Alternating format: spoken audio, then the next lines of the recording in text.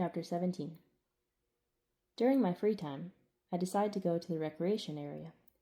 One of the perks that Farrell gave me and Wesley when we defeated those 16 opponents in the ring was the privilege of using the memory room.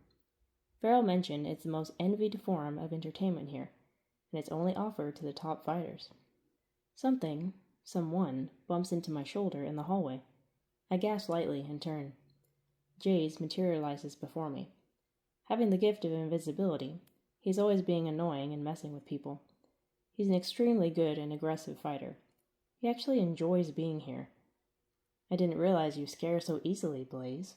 I think that smirk is permanently plastered to his ugly face. I roll my eyes. There's a difference between being scared and being startled.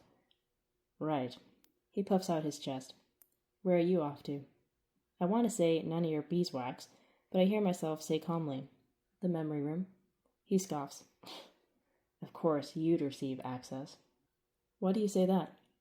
That privilege is only for a handful of fighters, the best of the best. Something you're not. It's for the strong ones who can handle the emotions that the memory room often dredges up, something you can't do. How do you explain my getting access, then? You're spoiled, favored by the leader. You ever wonder why? I'm speechless. Deep down, I have wondered why Farrell seems to favor me and Wes, yet I've come up with zero answers. Shaking his head, Jay saunters off. I continue on my way. Whatever. Letting out a tight breath, I scan the rooms. Some are playing sports. Some are playing card games. Others are working out. Like we don't work out enough. I see Wes among the faces. He's playing a game that reminds me of laser tag. I played last week and enjoyed it, but I keep wandering until I reach the memory room. The door is locked, so I place my hand on the DNA scanner mounted on the wall. Access granted. The glass door opens and I step inside. A large screen takes up one whole wall. I hate to admit it, but I do miss watching TV and playing on my phone. In the center of the room, there's a device that resembles the food replicators. When I approach it, a computerized voice speaks. Blood sample required to activate memory screen. A tiny compartment on the side of the device opens up, revealing a dagger. What is it with the leader's obsession and fascination with blood? Why can't I give a DNA sample like I always do? For everything else, the scanners take a microscopic skin sample to extract and read DNA. Stings a bit, like it's biting me, but I've gotten used to it. It's how I got inside this room. So why not now? Or can't I yank a hair out or simply spit on the device? Do I have to cut myself? I stare at the dagger a moment longer and then pick it up. It's silver with red swirls on the handle. I am really curious. Taking a deep breath, I poke my finger until it hurts, then touch the console and watch as the blood drip drops onto it. Riley Price, welcome. The screen comes alive, and my mouth falls open. My home. The house Wesley and I grew up in, lived in, played in. It's right there on the screen. Then the images wrap around me until it takes over the entire room. So close I can touch. Well, my hand faces through everything, but I can smell Mom's chocolate chip cookies, see Dad's smile. I see it. I hear it. I feel it. I'm home again. Then I hear Mom's voice, and like a magnet, I'm drawn to her. I stumble towards the image, reaching out. Mom. Sitting on the back porch swing, she pats the seat beside her. Come sit with me. I remember that day. The me on the screen plops next to her. The stars glisten in the black sky high above. Who knew I would be among those stars in just a few months? What are you doing? I ask. She did it so often. I don't know why I asked. I always got the same answer. She thought it was beautiful and peaceful, which it was. What I wouldn't give to be there now. Just watching the stars. What if they are watching us? I tease.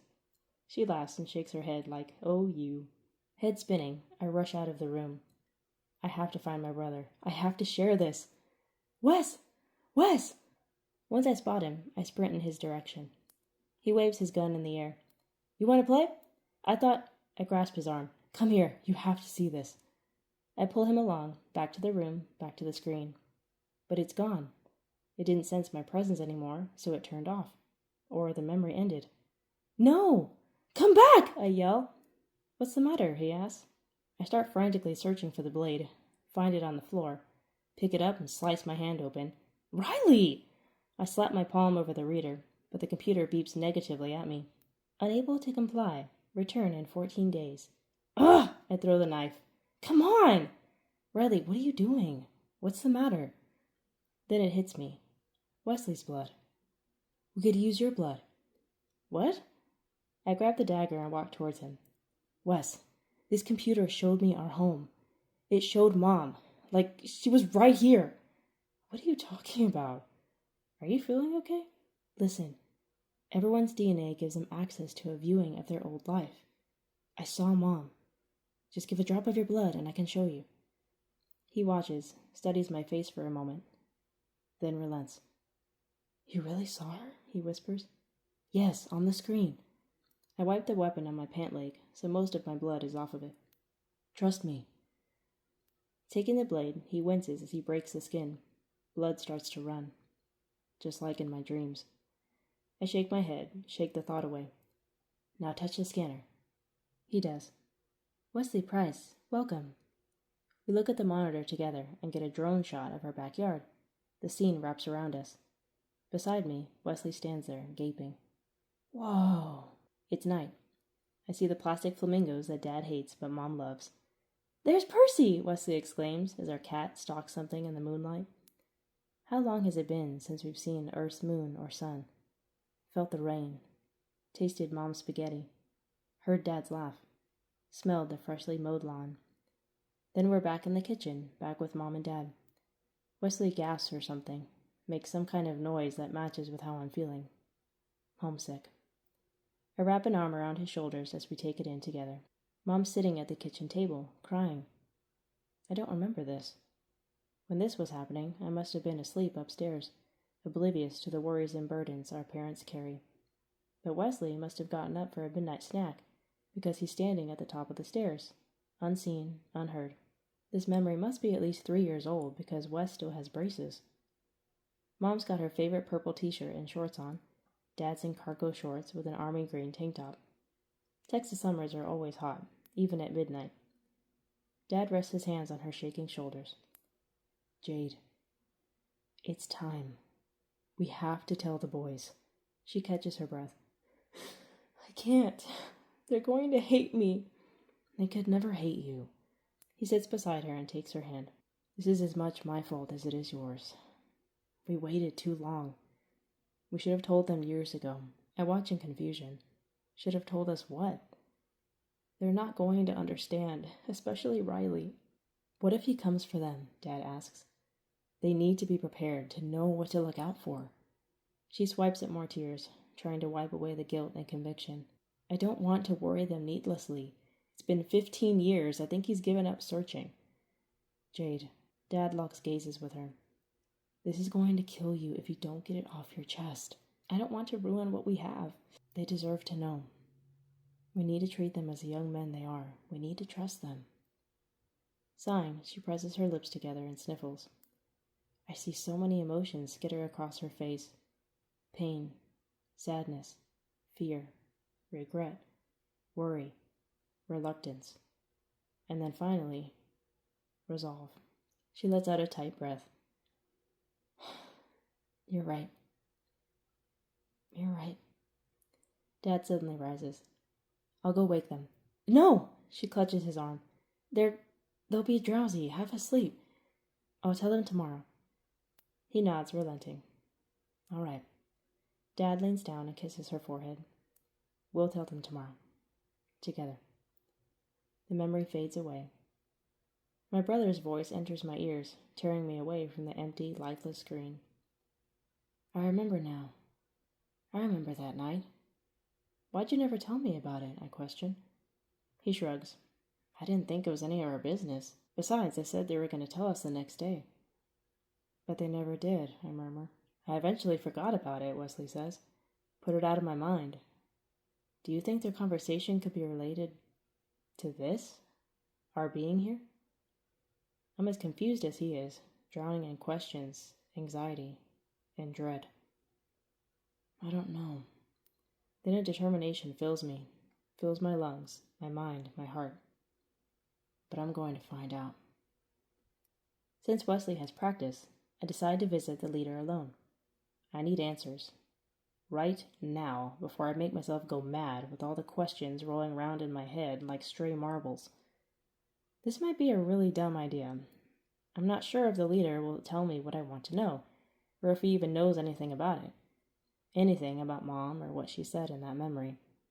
But there's a part of me that's more afraid that he will know exactly what I'm talking about. Ringing the doorbell outside his suite, I wait, until I hear Farrell say, "Enter." The door opens, and I step inside. Farrell stands. "Blaze, this is a pleasant surprise. Welcome." Now that I'm here, I'm not sure how to say this. My heart and mind are a jumbled mess, trying to figure out what I just saw and heard in that memory room. "Are you all right?" My face flushes. What do I say? How was I planning on broaching this topic? "Are you bleeding?" I glance at my sliced hand. I'd completely forgotten about it. Now that he's mentioned it, pain seems to radiate from the wound. "Oh, I was trying to figure out how to work the memory scanner." Grabbing a tool from his desk drawer, he moves toward me. I instinctively take a step back. "It's all right. Let me see." Slowly, I offer my hand. He runs the device over the cut until it fades and disappears. "There we are." "Thank you." Returning to his dark brown desk, he lowers to the seat. "Please, sit." I sit across from him. "Can I get you anything?" I shake my head, distracted. "No." "Oh, come now. At least have something to drink." Before I can refuse his offer, he pushes a button on his desk. "Bring out a bottle of Sang." I sit up straighter, trying to make myself feel more confident. A side door opens, and Zoom. Is that Zoom? His face is scarred. His hair has been shaved off. He limps when he walks. What did they do to him? Is this all because he got us in trouble? I catch his eye as he brings in a drink and serves Farrell. There's dejection, but still jealousy in those dull eyes. He's lost weight, too. And he was already skinny before, so now he looks emaciated. He pours pink liquid into a second glass and sets it in front of me. "Thank you," I say softly. "Don't engage the help," Farrell snaps. For the second time today, I'm rendered speechless. So, Zoom's been completely shunned? Farrell won't even call him by name? The leader waves him off. Zoom leaves, giving me one last look, something I can't decipher. Resentment? Shame? He goes to the connecting room on the right, and the door closes. Farrell takes a long drink and then folds his hands together. "Now, what can I do for you?" I can't help but stare at Zoom's quiet, closed door. "You don't feel anything, do you?" "Of course I do. I'm angry with Zoom and how he treated you. I'm elated you've accessed your powers. I feel many things, as you do. Though I will admit, Thrakons are not as emotional as humans are." He gestures to my glass. "Have some. It's very good." I take the tiniest sip and then set the glass back down. I don't have time for this. "What's on your mind, Blaze?"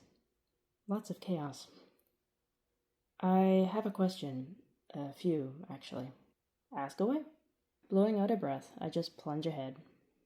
"My brothers and my abduction. That wasn't random, was it?" He freezes. I struck a nerve. "Did you have another reason for taking us? Does it have something to do with our mom?" He lowers his eyes. "In a matter of speaking, yes. She stole something very valuable from me." My eyebrows furrow. "So, she did know you?" "Yes." How? How is that possible?" "That's a very long and involved story." "And what did she steal?" "It's not what," he says. "It's who." I'm only growing more confused. This is not helping at all. "I've been looking for you for a long time," he finishes. "What?" My heart increases in speed. "Looking for me." "What are you talking about?" He nods solemnly. "You." "So, what are you saying? My mom stole me from you? That doesn't make any sense." He takes a deep breath. Then he stands, beginning to walk about the lavish room. I'm afraid to know. I'm afraid of the unknown, of the truth, of whatever he's hiding from me. But I must know. He paces a bit and then says almost to himself, "I've been waiting for the right time. I suppose this is it. I turn in my chair and watch him. Before I revealed the truth to you, I wanted to see how well you did in the ring, how you perform, if you had a gift, if you embrace the ideals or not. And I can gladly say you have done well. You have met most of my expectations. I wipe my sweaty palms on my pant legs. Your mother, Jade, is only half human. The other half of her is Thraken. I scoff. Yeah, right. She looks nothing like your species. And she never started glowing when she got angry. Only the males inherit powers. And keep in mind, she is only half. He continues. Your mother was the daughter of a leader of a fight organization called Blood Battles. We were in severe conflict with them. And so, to make peace, to avoid a war, your mother and I were united in marriage. Heat floods my face. What? It was a rough start. Over time, I began to truly care for her, and she began to soften towards me. But one thing that never changed was her stubbornness. Even though she grew up in this life, she never embraced it. In fact, she hated the arena, everything it stood for. He pauses and then turns around to face me. She didn't want our child in this life, afraid I would corrupt him or that he would die in the arena. My stomach turns. So she left, taking that child with her. He looks at me, deliberately. I hold my breath. You, Riley. I slam my hand on the table to stop the room from tilting. I'm going to be sick or pass out.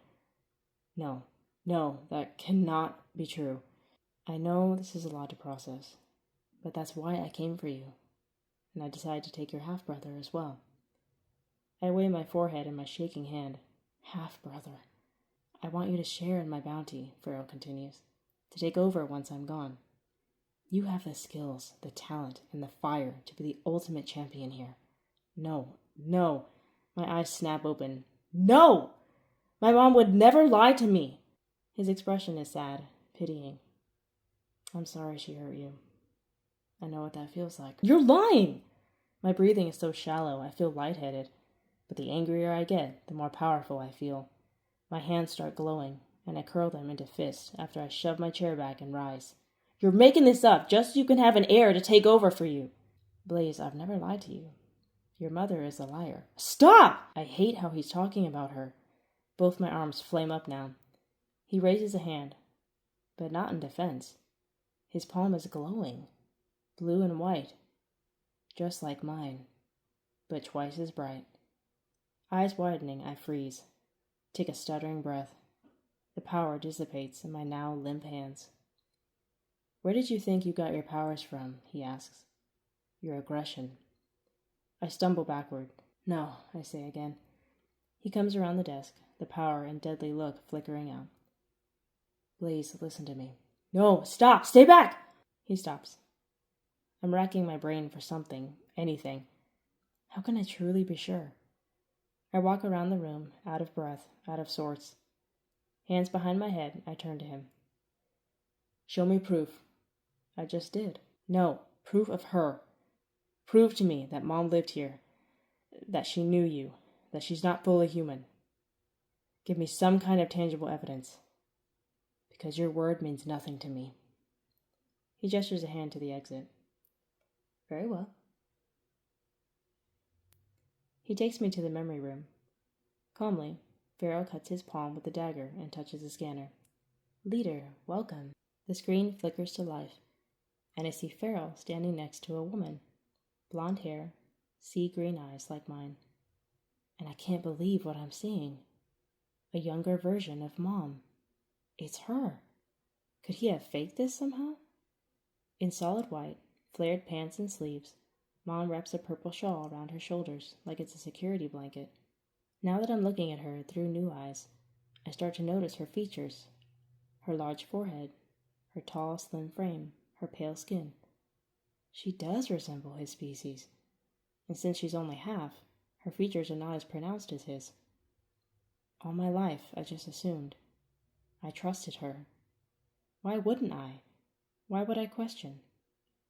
I don't want our son to grow up in this kind of environment, Mom says firmly. She rests a protective hand on her stomach where I am, undisturbed and unaware. I want him to feel safe and loved, not attacked and beaten down every day. Jade, how many times must I say this? It is an honor to be chosen, and he will have the utmost training. He may even inherit my power. I don't care. You're not putting my baby in that arena. Yes, I am. He is my son as much as he is yours. Don't you realize what a gift he is? We have an heir, someone to continue my legacy. And what if he doesn't want it? Would you still be proud of him? Jade, you are a rarity. Most in this sector would kill for this opportunity. He will live in luxury. He will know how to defend himself. What more could he ask for? I have no doubt he will appreciate it. And if he doesn't, will you still love him? He pauses. Of course. She turns and walks away. The screen goes black. I don't realize I'm crying until I taste salt. I turn away from the screen, from the truth, from the horror. I don't see how Farrell could have faked that. The puzzle is coming together, forming an ugly picture. The pieces are falling into place. But I don't want them to. I want to rip them apart and scatter them across the galaxy. It's horrible enough realizing I'm the son of this lunatic, but to know that my own mom lied to me my entire life. Why? No wonder she looked at the stars so often. She was watching for him, worried Farrell would come searching for me and take me away from her. I'm sorry that you had to find out this way, Farrell says. I'm sorry she didn't tell you. I can't move. I can't speak. I can't breathe. All I can do is try to process everything. But how can I? Does anyone else know besides Farrell and Mom? Like Dad? He must have known, because he told Mom to tell us the truth. Can I even call him Dad anymore? That guy back on Earth who raised me. My whole world has been turned upside down. Though it felt like it turned upside down when we got abducted. Would that make it right side up now? Despite how misguided she can be, Farrell begins, I believe your mother thought she was doing what was best for you. But you don't have to live in the past. You can embrace the life I'm offering you. How can I embrace getting punched in the face day in and day out? How can I live with the knowledge of who I am, of whose blood runs in my veins? Tell me, did you ever feel fulfilled on Earth? Did you have a purpose, a calling? He doesn't give me a chance to respond, not that I could if I wanted to. I didn't think so. But here in your home, where you truly belong, you have become a fighter to be reckoned with. You have everything that you could ever want. That's why Zoom betrayed you. He's been jealous since the day you arrived. I've never been able to count on him. I need someone to carry on my legacy. Someone who can fight. Someone who has my gifts. And after all, you are my firstborn. Somehow, I get my mouth working again. I bite my lip, catching another silent tear. So you just ripped us from our home to get what you wanted. Nearly killed my parents. Your mother had no right to take you away from me. I'm only taking back what she stole. She robbed you of this glorious life for 18 years. She didn't give you a choice. You're not giving me a choice. You're forcing me to fight. This is who you are. You were living a lie back on Earth. The man there is not your father. I am. You and I are family. Families don't kidnap each other. That's basically what your mother did. He sighs, appearing worn. I know you're hurting. But in time, I think you will learn to appreciate all I've done for you. I shudder, turning away again. I can't look him in the eyes. But I can't leave either. My legs feel like they're made of cement. I have faith in you, Blaze. He rests a hand on my shoulder, and I flinch. It's as if he's trying to pass on his grace and wisdom to me, though I know he has none to give. Know that I am proud of you, and I love you. You don't know the meaning of the word. He smiles and shakes his head. Still that fire. He finally begins to leave, leaving me in peace. Peace? Ha! If you want to talk, you know where to find me. No more talking. I'm talked out. My vocal cords are fried. Once he's out of sight, I numbly move toward the black screen and study my reflection. I push my hair back, examining my forehead. It does look big. And I am kind of tall, 6'2". I look down at my shaking hands, close them into fists, unable to reject the truth any longer. Sinking to the floor, I sit there with my newfound, undeniable knowledge. I'm Farrell's son.